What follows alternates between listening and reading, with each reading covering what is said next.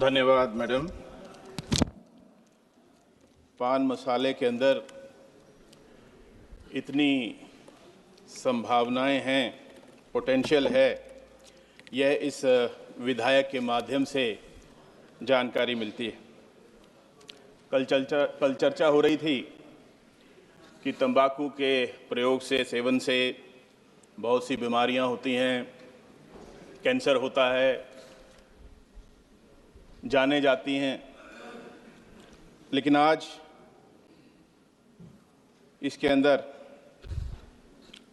अपार संभावनाएं देखी जा रही हैं।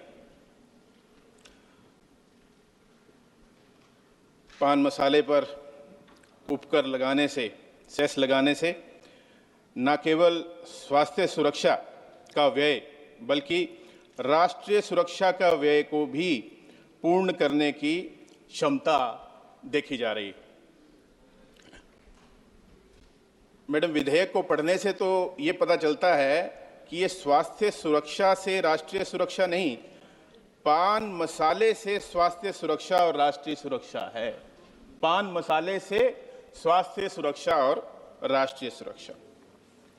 हरियाणा में भी इसी प्रकार से जब कोविड काल था तो सभी स्कूल कॉलेजों को बंद किया गया, मंदिर को बंद किया गया, गुरुद्वारों को बंद किया गया, लेकिन शराब के ठेकों को खोल के रखा गया क्योंकि उसके अंदर संभावनाओं को देखा गया। मैडम, देश के इतिहास में मैं समझता हूं कि पहली बार ऐसा हो रहा है कि विधेयक का नाम एक भाषा में ना होकर अलग अलग भाषाओं में है। कुछ शब्द अंग्रेजी के, कुछ शब्द हिंदी के, जैसा बोलचाल की भाषा में हम प्रयोग करते हैं जिसमें मैं भी शामिल हूं, उसी प्रकार से विधेयक का नाम भी अलग अलग भाषाओं में है। तो मैं मानता हूं कि पूरा हिंदी में भी हो सकता है, चाहे विधेयक अंग्रेजी में हो लेकिन उसका पूरा नाम हिंदी में भी हो सकता है। ये आधा अधूरा सही नहीं है। अभी वित्त मंत्री जी ने उपकर के बारे में, सेस के बारे में जानकारी दी, तो ये सही है कि उपकर लगाया जा रहा है, कर नहीं लगाया जा रहा।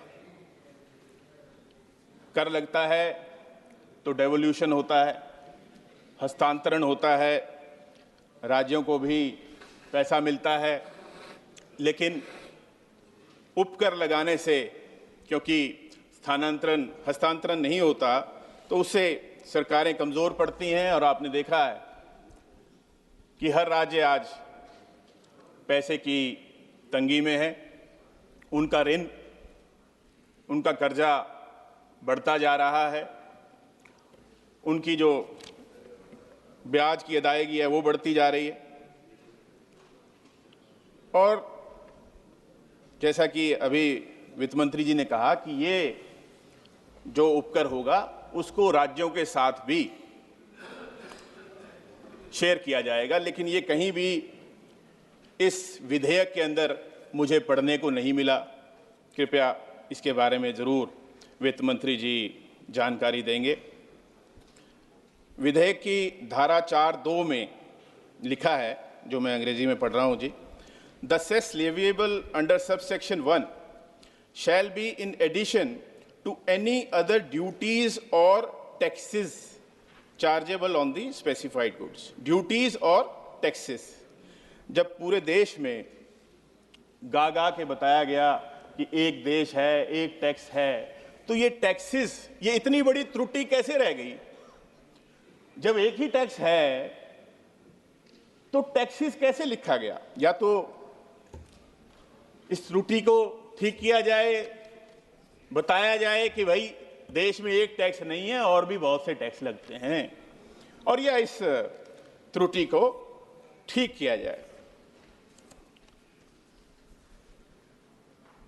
इस विधेयक के माध्यम से इंस्पेक्टर राज को जरूर बढ़ावा मिलेगा। अभी वित्त मंत्री जी ने बताया कि जीएसटी तो प्रोडक्शन पर है, लेकिन ये कंजम्पशन पे है, सॉरी, लेकिन सेस ऐसा नहीं है, वो प्रोडक्शन कैपेसिटी पर लगाया जा रहा है, लेकिन इससे तो इंस्पेक्टर राज बढ़ जाएगा। उद्देश्य में लिखा गया कि तकनीकी और निरीक्षण आधारित मॉनिटरिंग के माध्यम से अनुपालन होगा। समुचित अधिकारी हर कारखाने में जाएंगे, कैसा फैसला लेंगे और कितनी बार जाएंगे। ये भी लिखा गया कि अगर यदि कोई मशीन लगातार 15 दिन खराब रहती है, तभी उनको उस उपकर के अंदर कुछ रियायत मिलेगी। 14 दिन खराब होगी तो कुछ नहीं मिलेगा। अब जो बड़े कारखाने होते हैं मैडम, उनके पास तो एएमसी होता है, एनुअल मेंटेनेंस कॉन्ट्रैक्ट होता है। जो छोटे कारखाने होते हैं, लघु उद्योग होते हैं, उनके पास इस तरह का कोई प्रावधान नहीं होता। वो कहाँ जाएंगे और कैसे फैसला होगा कि मशीन लगातार 15 दिन खराब रही? कैसे फैसला होगा? ये वापस इंस्पेक्टर राज को लेके आने वाली बातें हैं। 12 बार और शायद 12 बार से भी अधिक बार रिटर्न्स फाइल करनी है। कोई कमी होगी तो फिर प्रावधान हैं, अलग अलग जेल के भी प्रावधान हैं और फाइन के भी प्रावधान हैं। शेड्यूल 2 उसके अंदर बताया गया कि अगर जो मशीन की स्पीड है, गति है, वो 500 पाउच या कंटेनर की है और जो पाउच का वजन वो 2.5 ग्राम तक है, तो 1 करोड़ 1 लाख रुपए महीने का उपकर सेस जो है वो लगेगा। इसमें मैडम कोई पाउच आप देखते होंगे कि 2 रुपए का भी होगा, कोई पाउच 20 रुपए का भी होगा, लेकिन ये उपकर बराबर लगेगा। तो ये भी लघु उद्योगों को नुकसान में लेके जाएगा, वो खत्म हो जाएंगे।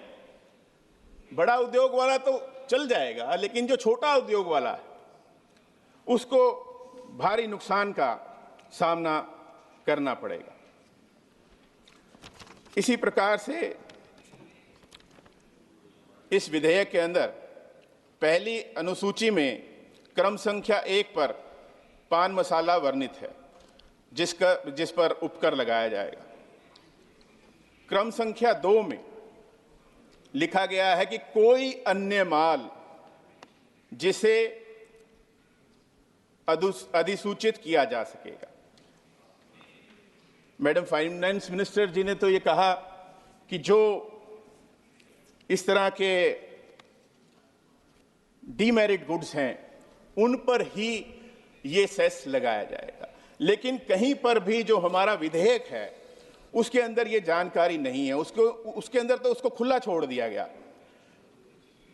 कि किसी भी माल को जिसे अधिसूचित किया जा सकेगा उसको क्रम संख्या 2 में पहली अनुसूची के जोड़ा जा सकता है। कहीं पर भी डीमेरिट गुड्स का नाम नहीं है, तो ये जुड़ना चाहिए।